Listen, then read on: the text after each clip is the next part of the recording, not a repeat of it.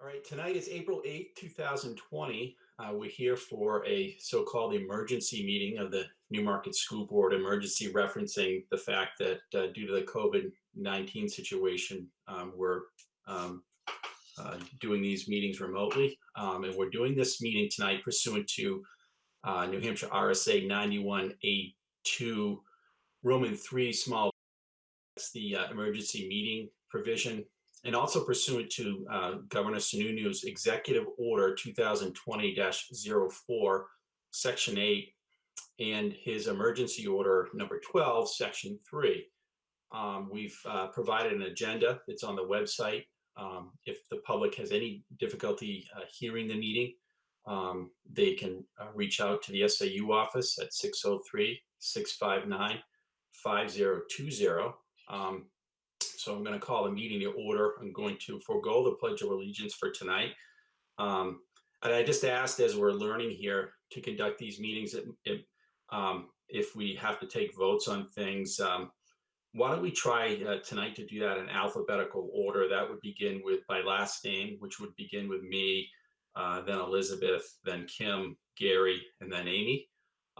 So then we're not talking all at the same time.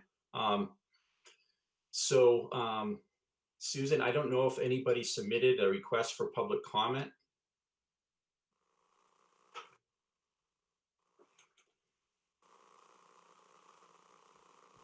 There were no requests submitted to Penny Botterman or called into the SAU, but I did receive an email from Pam Young saying that she wanted to make a comment about the calendar. Sure, and Pam, I see you with us tonight. Do you want to make a comment now? I'd like to wait and just hear what the proposal is for it. Then I'll have a couple questions, if that's okay. It's typically public comment is just on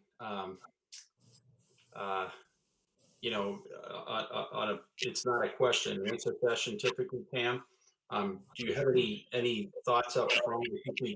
The calendar is in the materials.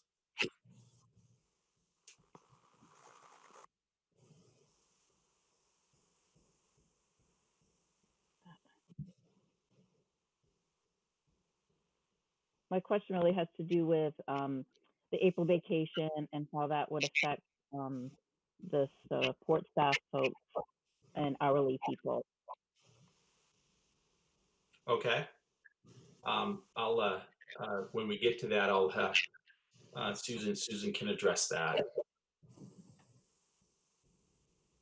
Okay, thank you. You're welcome. Anything else? Mike, we need to say whether we're alone and roll call. Is that correct? Yeah, that's good. Let's do the roll call. Thanks for reminding me, Gary. And I'll start with me. This is Mike Kennison. I'm alone. Elizabeth McKinney, I'm alone. Kimberly Shelton, I'm alone. Gary Swanson, I'm alone.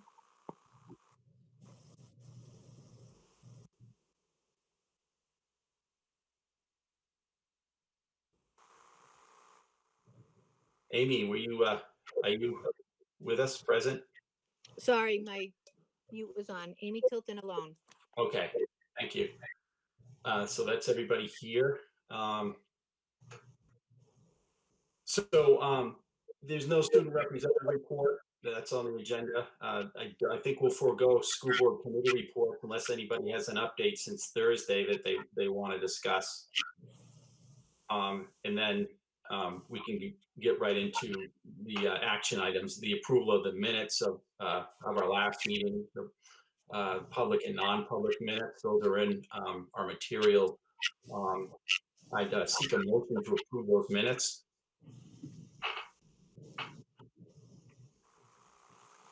So moved, Gary Swanson. Second, Elizabeth McKinney. Are there any edits or changes that need to be made? Hearing none, all those in favor, let's do this by roll call vote. Mike Kennison, yes. Elizabeth McKinney, yes. Kimberly Shelton, yes. Gary Swanson, yes. Amy Tilton, yes. Okay, and now we're on to the remote learning item. Susan, do you want to speak to that? And the amended calendar?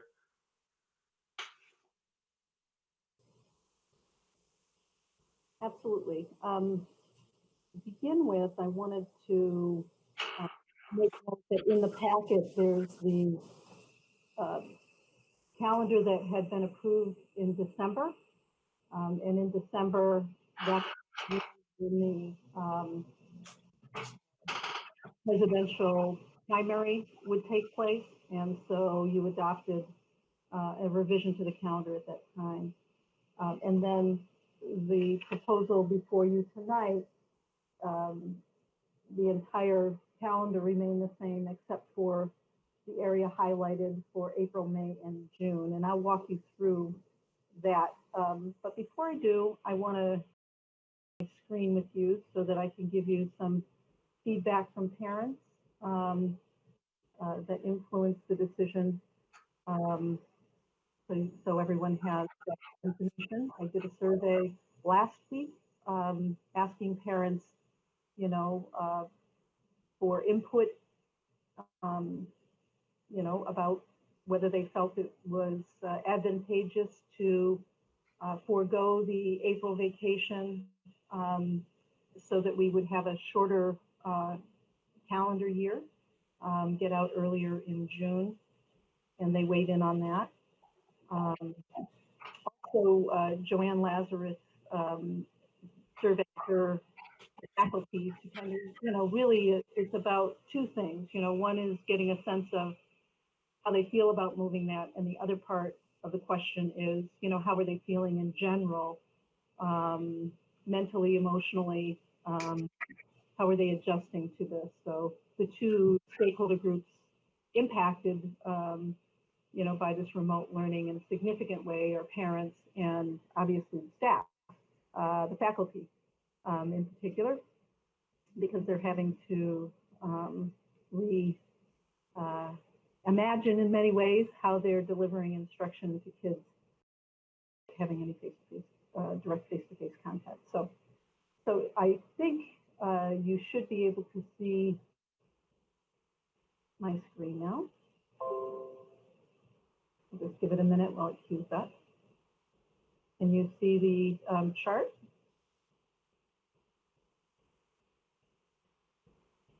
Is everybody able to see my screen? Yes. Yeah, we are, Susan. Yes, So, Amy. thank you. So the question that was asked was, would you prefer to continue schooling through April vacation and get out 5 days earlier in June? Now, this was sent out at the beginning of last week, and of course, daily we get new information, one about what other school districts are doing, what's going on in the state. I have a conference call every other day with the Commissioner of Education, who provides us with guidance and updates. Keith Fournier has a similar group that he meets with 3 times a week. That's more focused on the health and safety issues around COVID-19. My meetings with the commissioner are more about directly related to remote learning and providing remote services to students. So two different kind of orientations that address the issues around this pandemic. So obviously parents have been impacted in a really significant way. And so, you know, we did a little survey to see, you know, how they were doing at home. So three questions I wanted to provide you with their response for was this direct question about April vacation. And so you can see 90% of the parents did want to move forward with remote learning during the April vacation to get out earlier. Then we also asked if the amount of work was manageable and appropriate given the experience they have. So some of this is perception, you know, as educators, there's a certain amount of, you know, instruction that we're trying to provide, certain amount of time we provide for activities, and assignments. And of course, that's all under the guidance of highly qualified, teachers. And so, we wanted to take the temperature with parents to see how they perceive this going based on their kind of boots in the ground experience. And so we can see from this that, a good, majority, well over 50%, felt that the amount of work that they were receiving was manageable and appropriate. About 23% felt it was, somewhere in the middle. And then we had about 12% that felt, rated at 1 or 2, meaning that they didn't feel it was manageable and appropriate. And I'll say that sometimes, when reading the open-ended statements that were made, that sometimes parents didn't know how to rate this because they have more than one child. And so, I would read comments that would say, for one of my children, it's fine, and for my other child, it's not. So they could have different experiences based on the profile of the student and or the work required by the teacher. So this provides us with a certain data point, but it doesn't, as always with quantitative data, it doesn't always give you the nuance.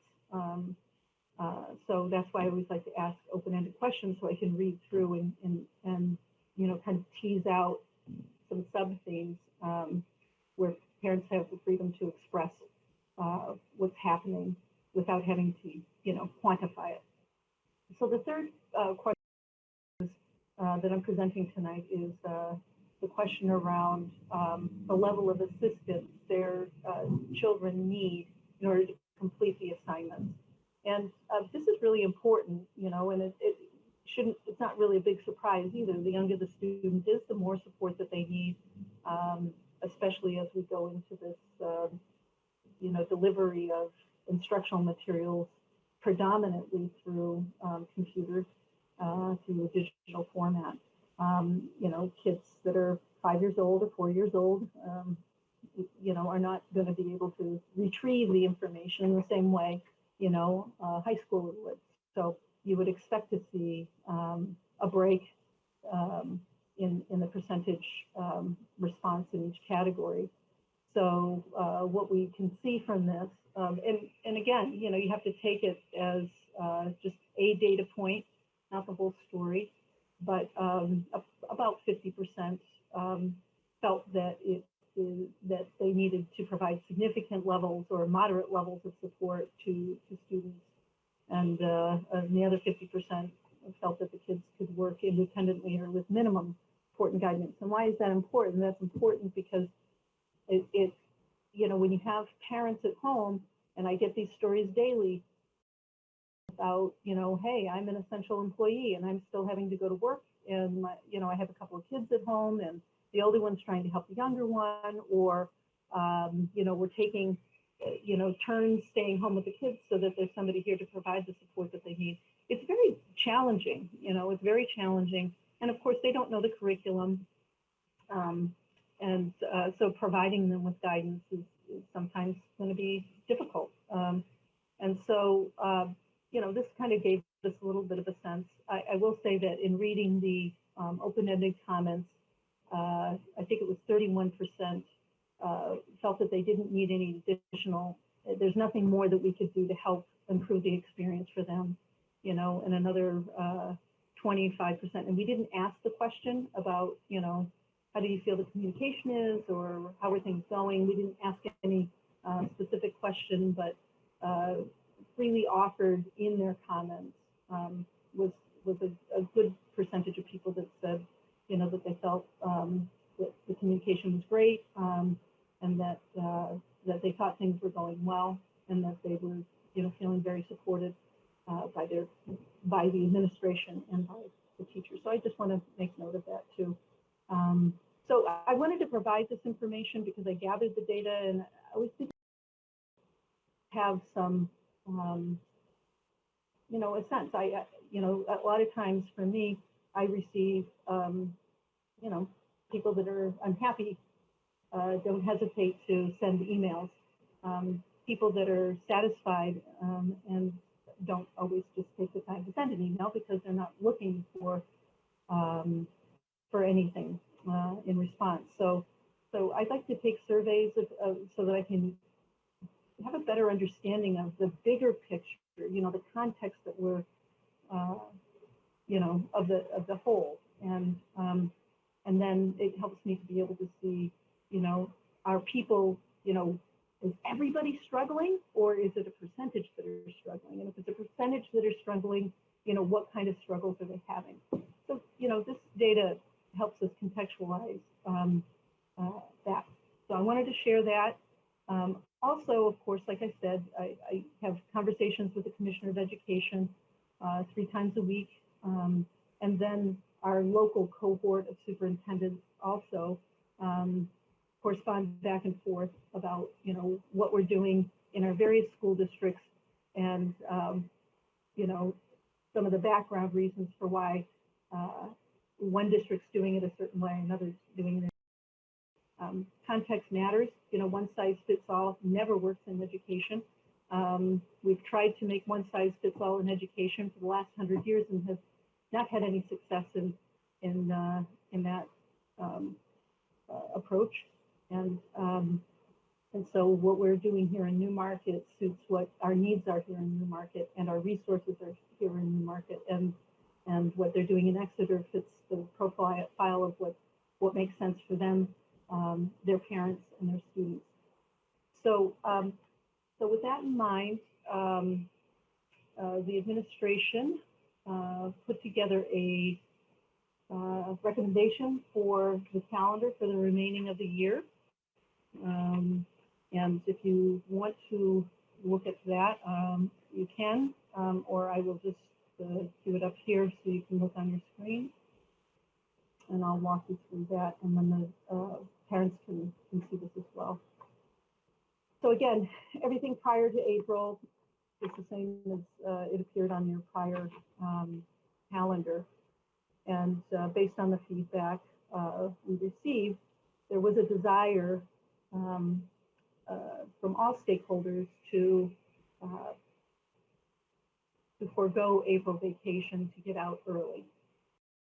There's also a, you know, a good portion of the population, you know, as you look here, that are feeling like this is a little overwhelming.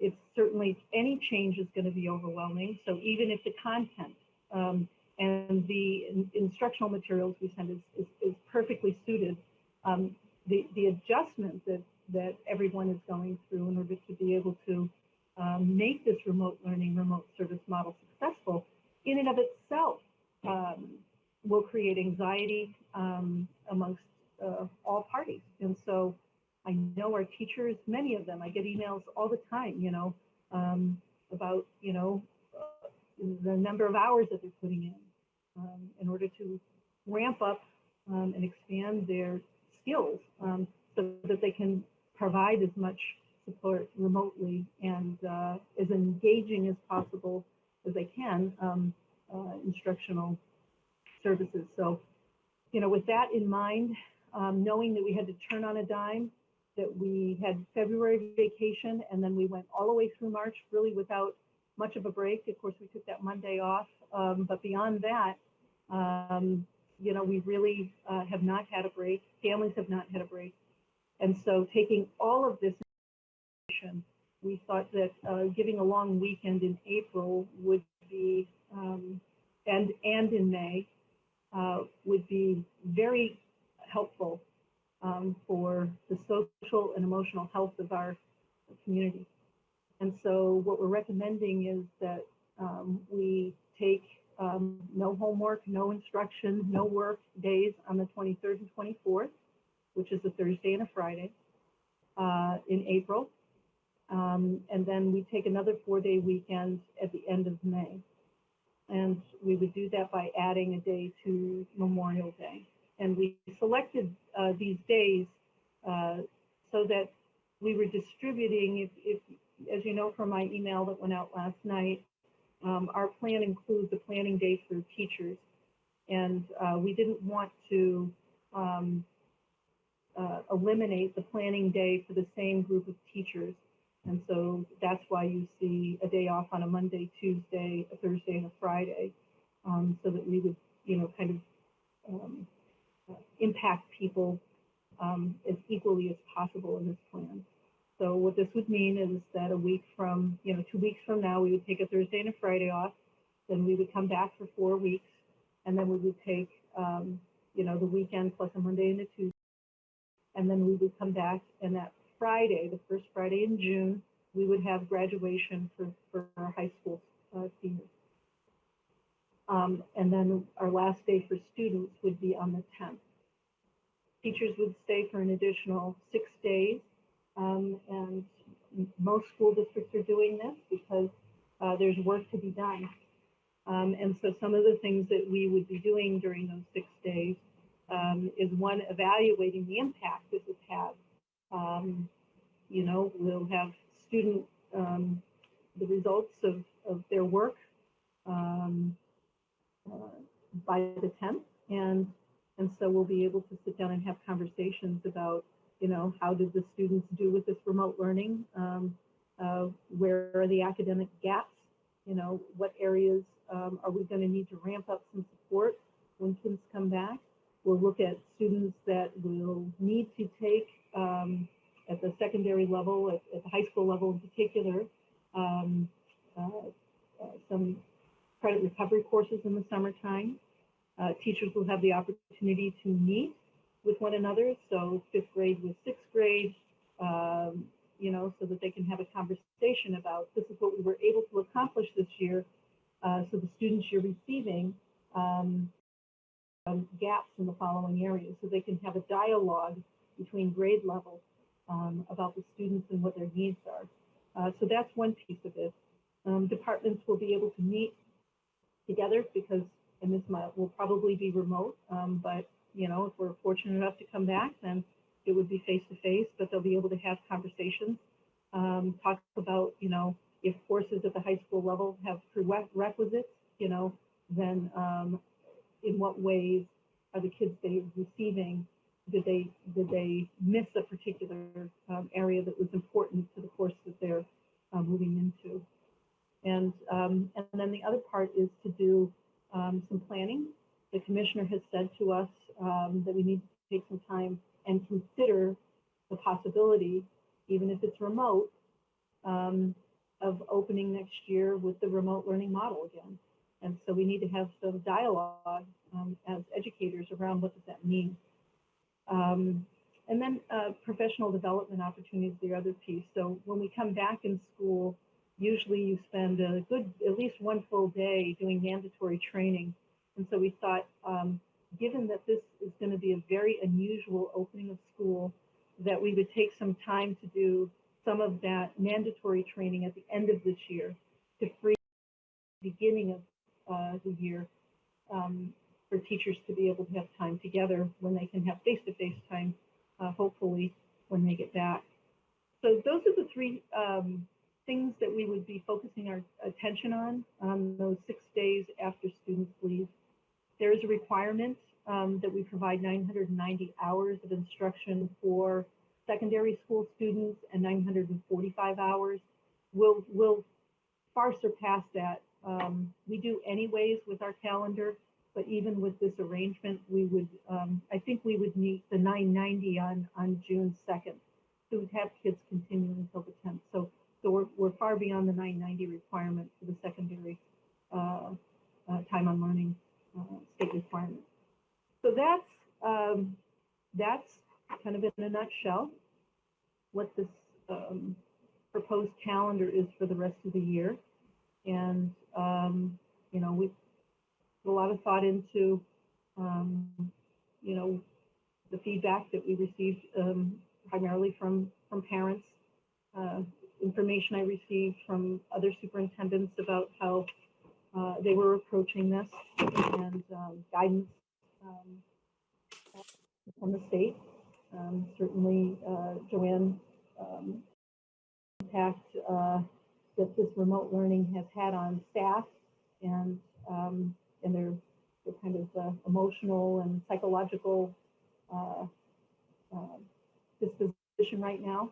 And so based on that, the administration is recommending this as our calendar for the remainder of the year. So with that in mind, to answer Pam's question, I mean, I did let her know earlier today that this would have no impact on paraprofessionals in terms of their pay. As I said to them from the start, my very first email, that we will honor our contracts for all employees. We understand that you know, their work and in particular is very different than pretty much any other group, because they primarily provide support to teachers in the classroom, and now the classroom is at home. And so, you know, we have a plan, you know, to keep them employed and doing professional development and helping out in other ways, you know, as much as we have the capacity to do that. But, you know, this would have no, you know, we're not counting how many days we're going to honor the contracts that we gave, just like we're honoring the transportation contracts and other contracts that we have. So it will not have any negative impact on paraprofessionals in that regard. Susan, I have a quick question. How do we handle lunches? How we give the kids lunches? Like, do you have an idea? Have you and Miss Hopi spoke about that yet? We'll just continue to provide lunches. You mean on the days we're taking breaks? Yes. Like, would they be able to, would we just make ahead meals or frozen? Generally speaking, when we're not in school, we're not providing meals. We can look and see if we can't provide some additional food. It wouldn't be, I don't think that on those days off, that it would be part of the school lunch program. Okay. Or reimbursable or eligible under those guidelines. Okay. Thank you. Yeah. Susan, thank you for that explanation. I don't have any questions. Do any other board members have questions on the calendar, on the proposed calendar? Hi, Susan, it's Gary. For your work on this. I'm a little concerned with the 4 weeks between April and May. It does make sense to tack on to the May Memorial Day one more day.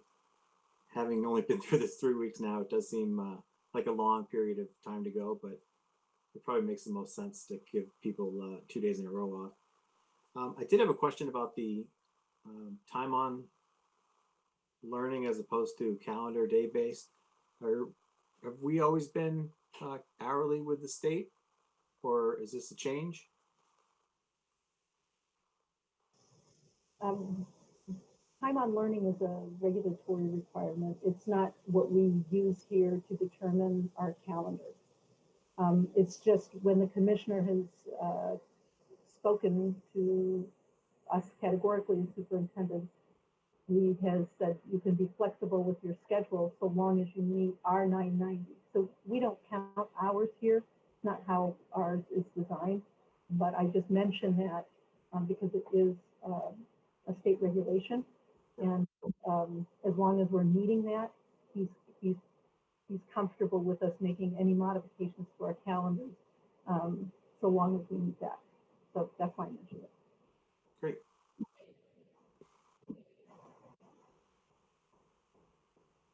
Susan, it's Kim, and it's probably self-explanatory, but this is assuming that they will not return to school for this year at all.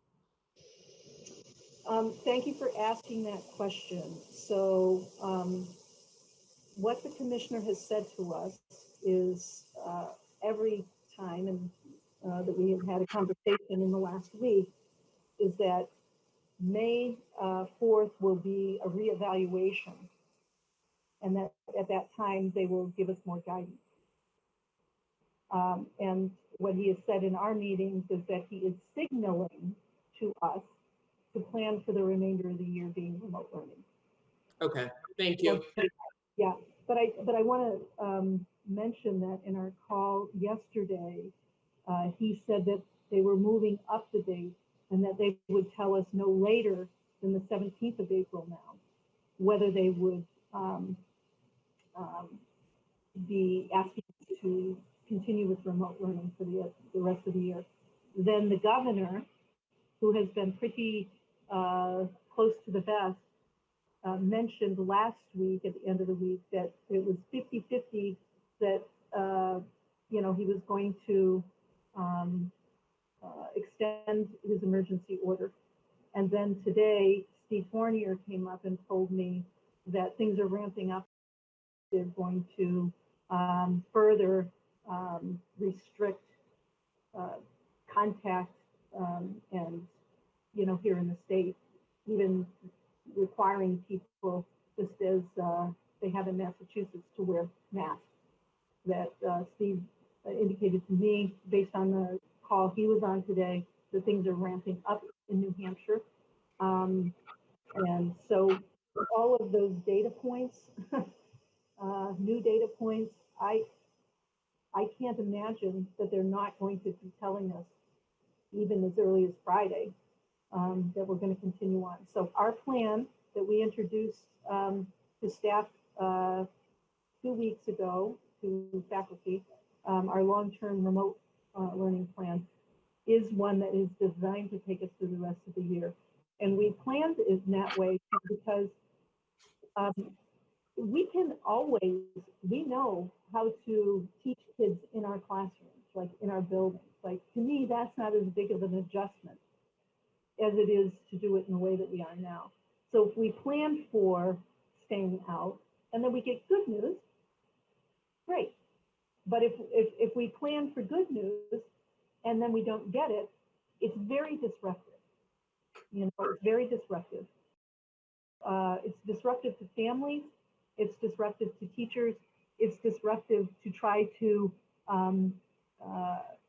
gear up, modify, and move forward. So our plan is one that will just improve each week as we move forward through this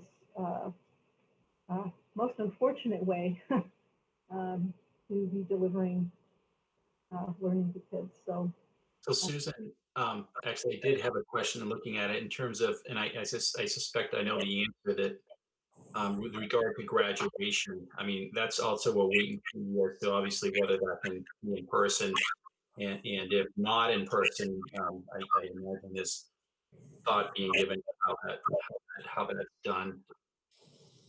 well, we have come up with some teachers.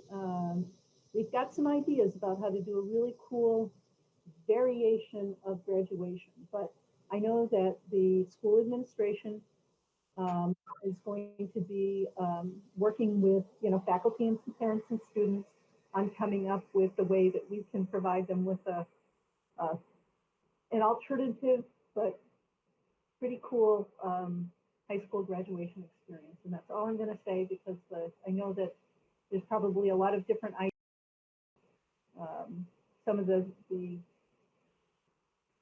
ideas that have been bantered around, I think people will feel is a good, and maybe a better, I'll even say it that way,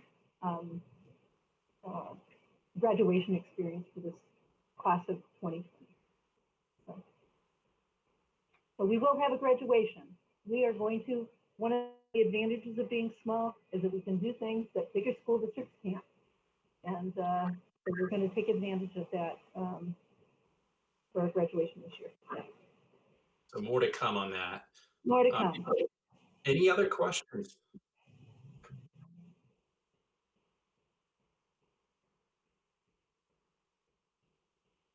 Okay, Susan, would it be appropriate now to seek a motion to approve the remote learning adjusted calendar for 2019-2020? That would be terrific. I'm sorry, Mike. It's Amy. Hi. Hi, I just had one question before we do that. If things were to change and as far as, you know, the social distancing is concerned, And on May 4th, if they say, okay, we could go back to school, would that something that would happen if that was the case? Or is this going to stay remotely the entire time, no matter what the situation is? I think what we would do is have a conversation Okay. about what makes sense here for us. Hmm. Some of it, I guess, would, I think of a lot of things I'd want to know. And I'm sure the state would be providing guidance too, Okay. and so I don't want to say what it would look like. I think we're going to hear from what the commissioner told me and the others is that we are going to hear from them no later than next Friday about The 16th. dates on the 4th, and we're going to Hmm. by next week. And we have a board meeting next Thursday, so Oh, yeah, right. I'll give you an update.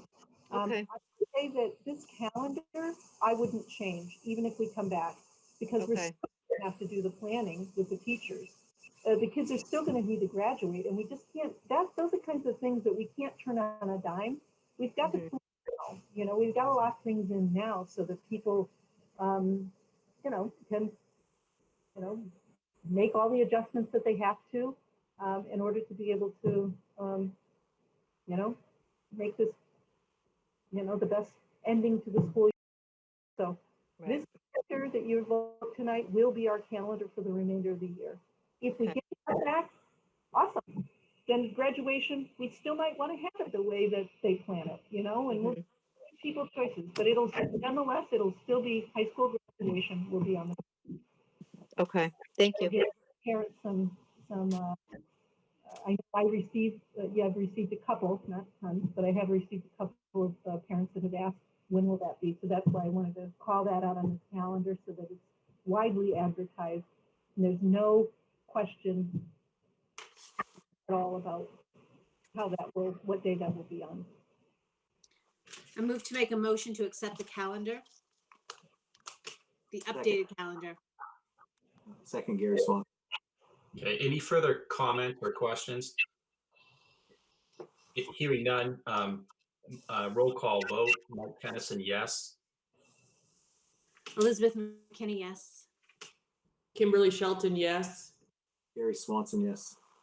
Amy Tilton, yes.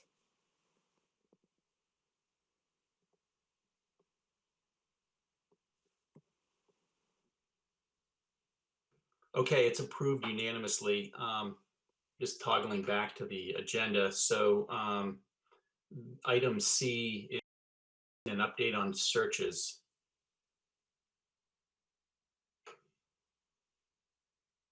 Susan, do you have an update on, there it is, it's right on our screens.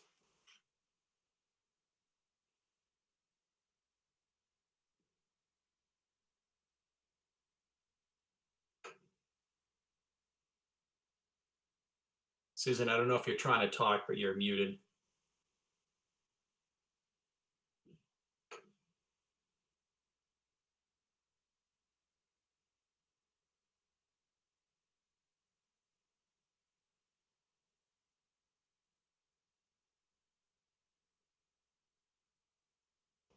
There, sorry about that. I think we have, yeah, there we go. Yeah. I have to find the, how's that? Can you see it now? And can you hear me also? Yep, we can see it and hear you. So I emailed out to you this update on the principal search with the resumes of the two finalists.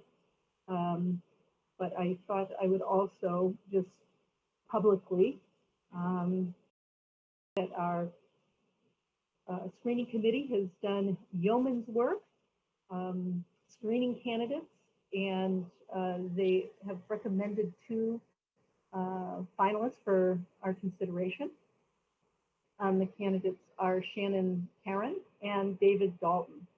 And I've included the resumes in your packet. We will do a public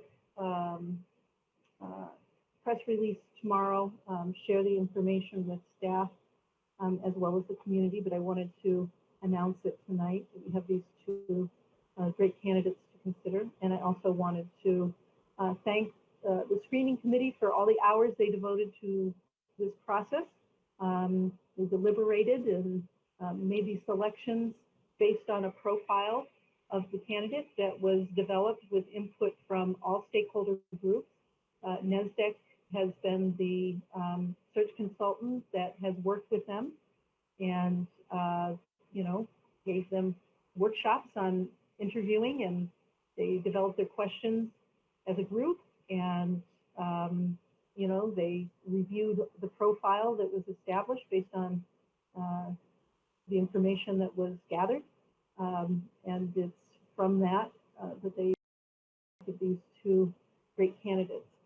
So moving forward, next week, Erica McNeil, who is the chair of that screening committee, will be sending out information to staff and students and parents to let them know that there'll be opportunity for them to meet and greet these two candidates. We'll be doing this in a remote fashion, and she's going to give them time slots that staff will be able to come into a Google Hangout and meet candidates and ask questions, and then they will provide feedback using a Google survey.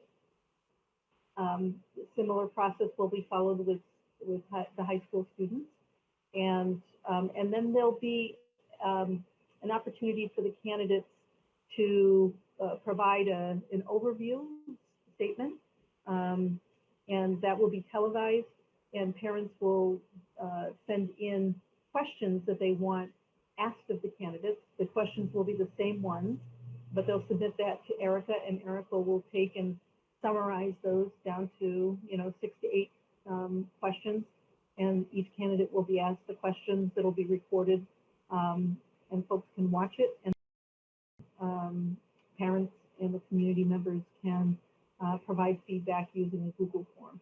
So that's what we'll do next week, and the week after that will be spent doing reference checks on the candidates, and then the leadership team will do the final interviews so that the board, we would have a recommendation or the nomination for our finalists on the 30th.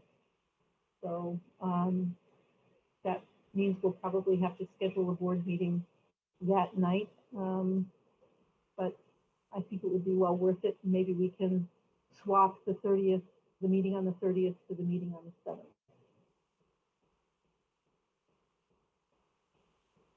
So that's that search. So we're really about that process moving forward.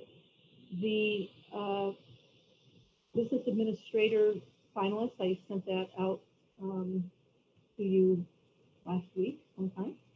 And we did final interviews yesterday, and we're doing reference checks now, and we'll be moving forward with that process and a nomination at the next meeting.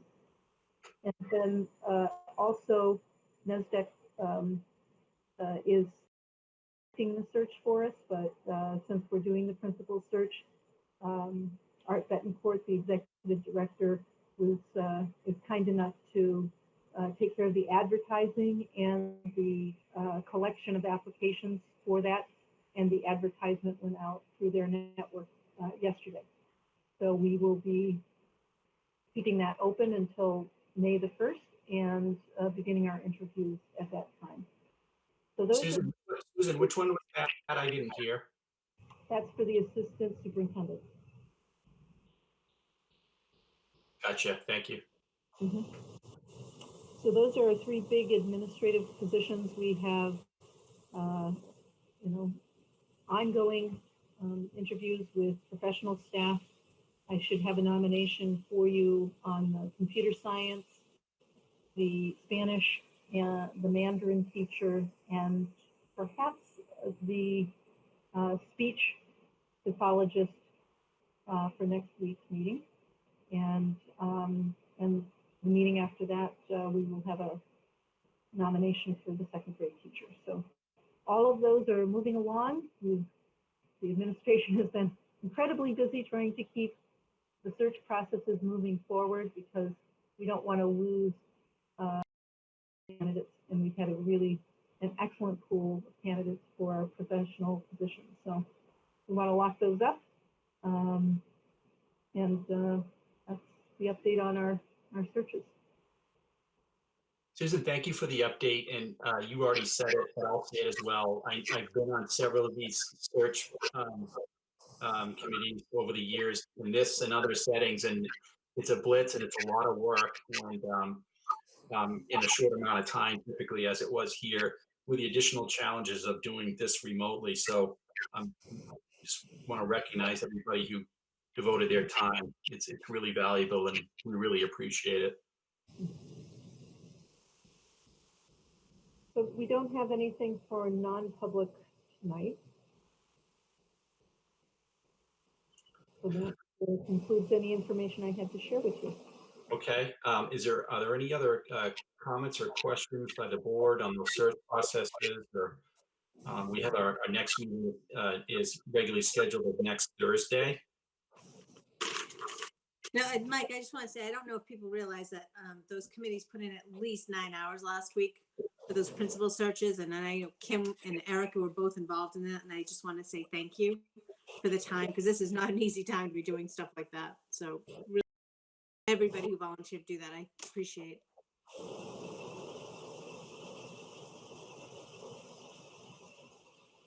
Okay.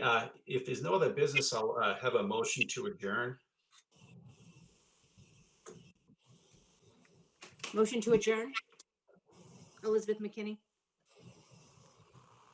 Kim Shelton, second. Mike Kennison, yes. Elizabeth McKinney, yes. Kimberly Shelton, yes. Gary Swanson, yes. I didn't hear from Amy, but Amy Tilton, yes. okay. There we go. So we're adjourned, and talk to everybody next Thursday. Stay safe in the meantime. Thank you. Bye-bye.